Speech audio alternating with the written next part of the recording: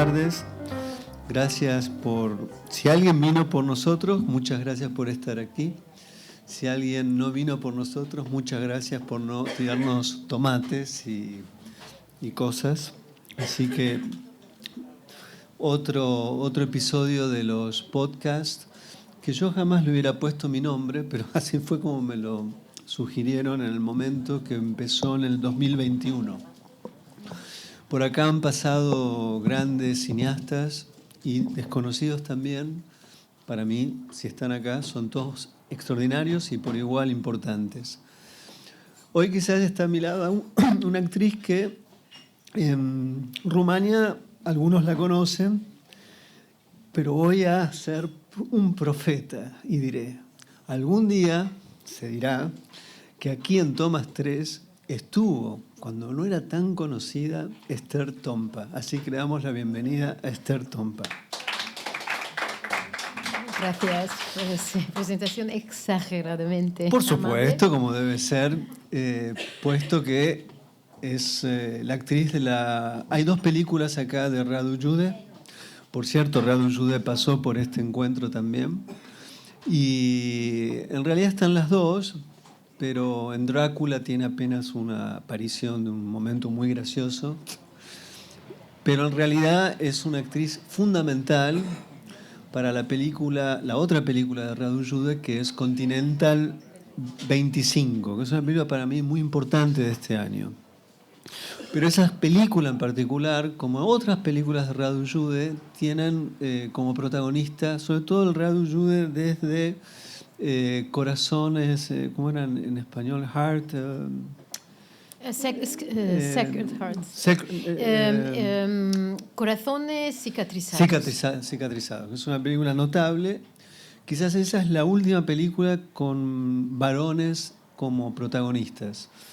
De ahí en más, todas las películas de Radu Jude han tenido mujeres como protagonistas, sobre todo las películas de ficción.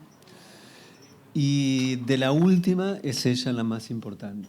Y para mí la más importante porque además habla todos los idiomas. Habla español, habla húngaro, habla inglés, habla alemán, habla francés, habla catalán. No sé cómo lo logró en tan poco tiempo porque es muy joven, pero aquí está. Y esta película no se puede pensar sin ella.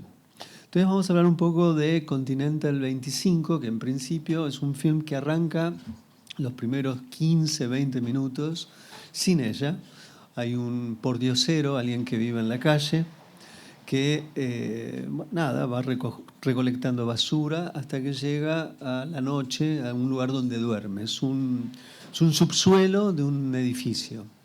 Pero resulta que este edificio habrá de ser vendido para... Hay un momento que la película establece por qué. Hay una suerte de boom inmobiliario en el lugar donde tiene lugar esta película, que es Cluj, en Transilvania, en Rumania. Ahora vamos a hablar del espacio, es muy importante. Y ella es la encargada, desde parte del Estado, de hacer que ese hombre que vive sin ningún permiso debajo, en el underground del edificio, lo tiene que desalojar. Esto tiene una consecuencia, por si no la vieron.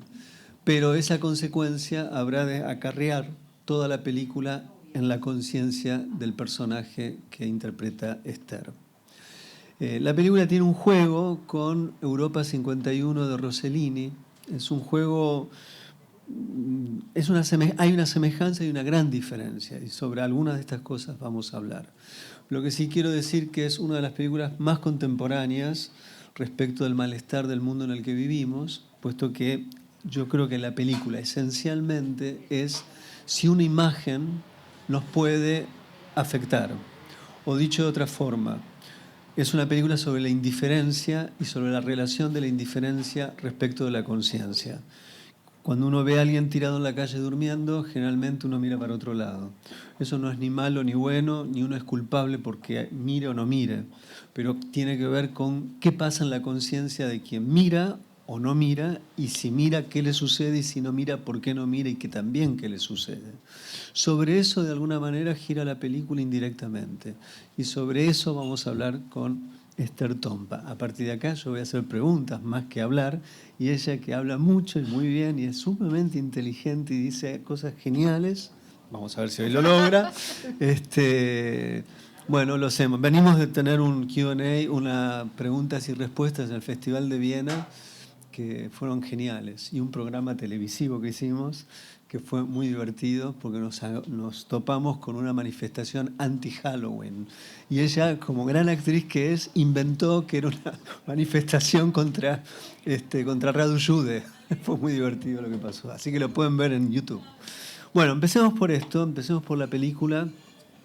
Hay algo que tiene... En la película de Rossellini, en principio, el personaje de Ingrid Bergman tenía una pérdida fatal en su vida, que era su propio hijo, y a partir de eso era como una mujer que estaba protegida en su riqueza y despertaba en la conciencia respecto del mundo circundante. Esto la conducía a distintos estados de ánimo hasta que en un momento es hospitalizada, puesto que puede ser que esté no en sus cabales. Es una mujer que está viviendo algo así como la insanía. Eso no es lo que pasa en la película de ustedes, sino que a partir de algo que sucede con ese hombre que vivía en la calle, vos sí tenés sí o sí que vivir una experiencia de conciencia. Algo pasó, vos sos no la responsable en el sentido de tomar una decisión, pero ejecutaste una decisión, y eso empieza a generarte culpa o una sensación de mucha incomodidad. Entonces te quería preguntar algo en función de... En la película no se trata solamente de que por las palabras uno entienda lo que te está pasando, sino que a través de la conducta, de los gestos y de lo que no se dice. ¿Cómo es, en este sentido, trabajar sobre la sensación de incomodidad, de culpa, incluso de angustia, sin apelar, o no solamente apelando a la palabra a la hora de interpretar un personaje como el tuyo, que además sostiene la película? Pues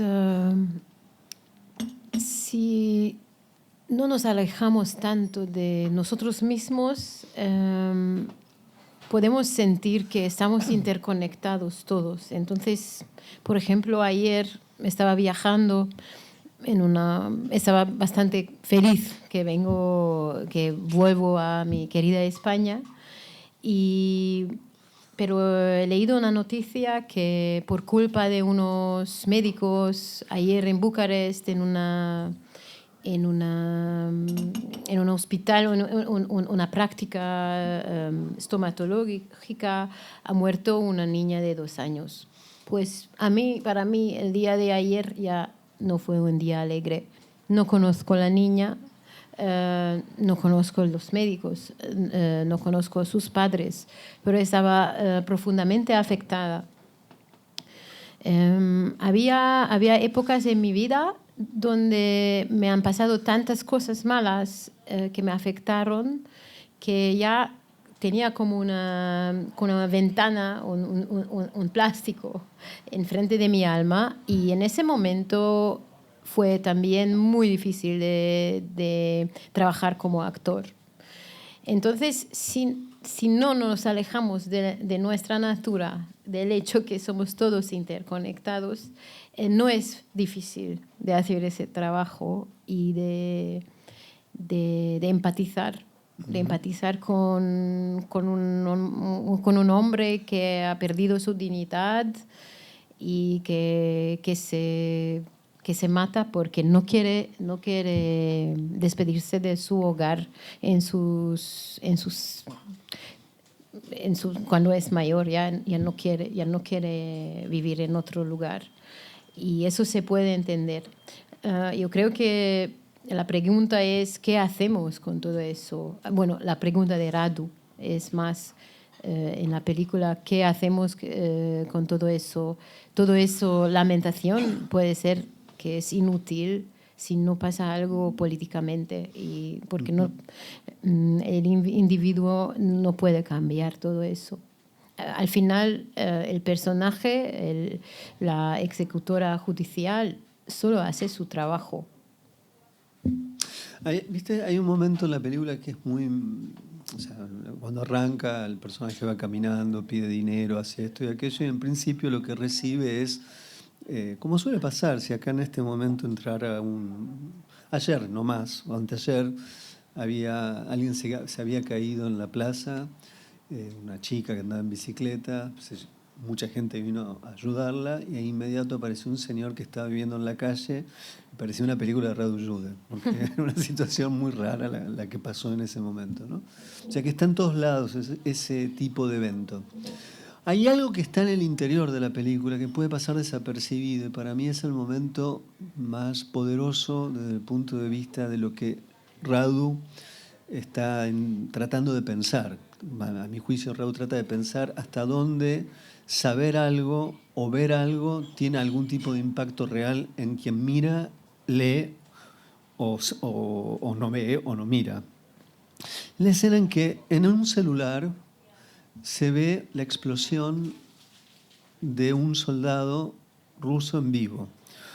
Ahí hay una decisión por parte de Radu que es muy importante. Eso no se convierte en la imagen de la película. Es algo que se ve en un plano cercano, pero en el teléfono. Está mediado por el teléfono del mismo modo que movemos la cantidad de chicos que pueden morir en Gaza y que, mira, y uno sigue adelante. Entonces quería preguntarte el momento de esa escena, qué tipo qué dijo él al formular esa escena o cómo la dirigió a la escena. Pues tengo que decir que Decilo. que Radu no me ha dicho muchas cosas. En el rodaje mismo nos entendimos bien y bueno, la preparación con Radu ha sido más importante. Entonces, ya yo sabía en el momento del rodaje. No, en el rodaje solo he dicho cosas muy prácticas. Prácticas. Sí. No es el tipo de persona que le gusta filosofar por se escuchar a sí mismo.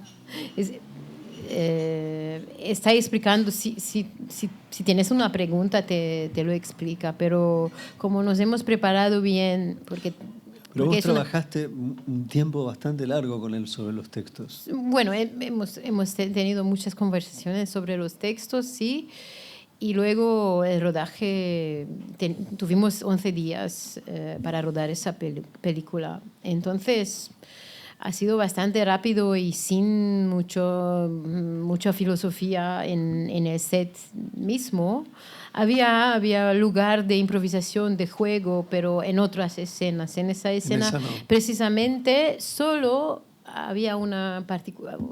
Tengo un recuerdo que él normalmente no cambia el texto y yo intenté de no cambiar ni la orden de las palabras porque es muy sensible y tiene razón porque todo ese texto es un artificio con muchas citaciones filosóficas, también citación de Europa 51 mismo, etcétera, etcétera. Y había un momento en esa escena con la explosión del soldado ruso que él estaba bastante lejos, Radu, y estaba como acercándose rápidamente y me pregunta, ¿conoces esa citación de Cioran, de Émile Cioran, el filósofo rumano?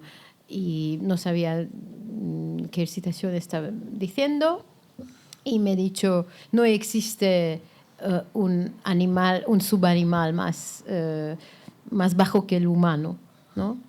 Y me ha dicho eso y yo digo,